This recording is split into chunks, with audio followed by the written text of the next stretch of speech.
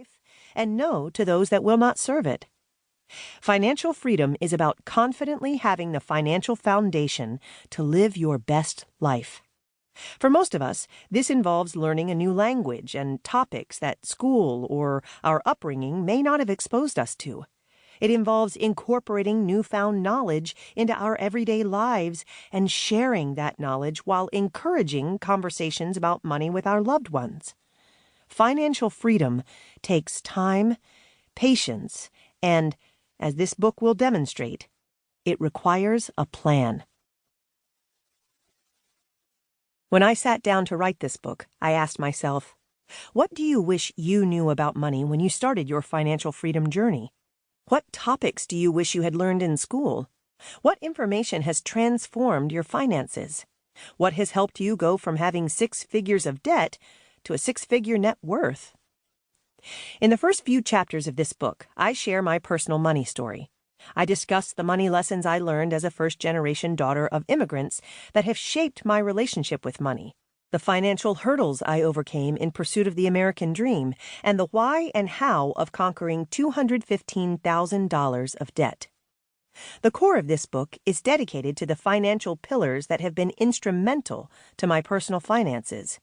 Everything from conducting a financial audit, creating a plan to best manage your money, spending according to your values, saving for life's emergencies and significant expenses, creating a realistic plan to crush your debt, improving your credit score and becoming credit card savvy, growing your investment portfolio, and exploring ways to increase your income. These chapters are also full of examples to help you understand how these pillars are applied in practice. The book wraps up with a financial roadmap summarizing these pillars and contains helpful checklists and templates so that you can get to work and start implementing them. My hope is that this book will serve as your friendly guide to financial freedom. You can listen to it straight through from beginning to end or jump ahead to a chapter that resonates with you. You are not required to complete each pillar before moving on to the next. In fact, our personal finance journeys often require that we simultaneously balance various money goals. We might be saving an emergency fund while creating a debt repayment plan while improving our credit score. As you listen to this book, I encourage you to take notes. After you've listened to it, keep it as a resource that you can reference throughout your financial freedom journey. I hope you're excited. Let's dive in. Part 1. My Money Story. Chapter 1. Money Lessons from the Bronx. I have a typical daughter of immigrants story. My parents immigrated to the United States in the early 1970s in pursuit of the American dream, better financial opportunities, and an overall better future. My father was born and raised in Honduras and immigrated when he was 25. He had accepted a job with a shipping company that provided supplies overseas during the Vietnam War. His company flew him from Honduras to New York, where he then departed for 9 months at sea. Upon his return, he settled in New York City.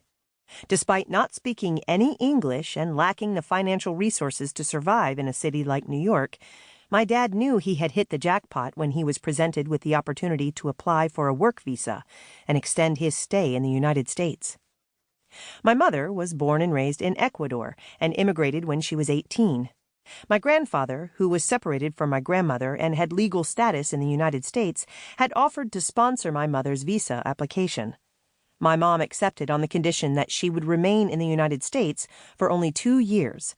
Her objective was clear: get a job, earn enough money to send back to my grandmother and my mom's younger siblings in Ecuador, and return to Ecuador within 2 years. That was her plan, until she met my father. My parents met at a mutual friend's party in the Bronx. She was 19 and he was 26. Their courtship lasted just a few months before they decided to get married.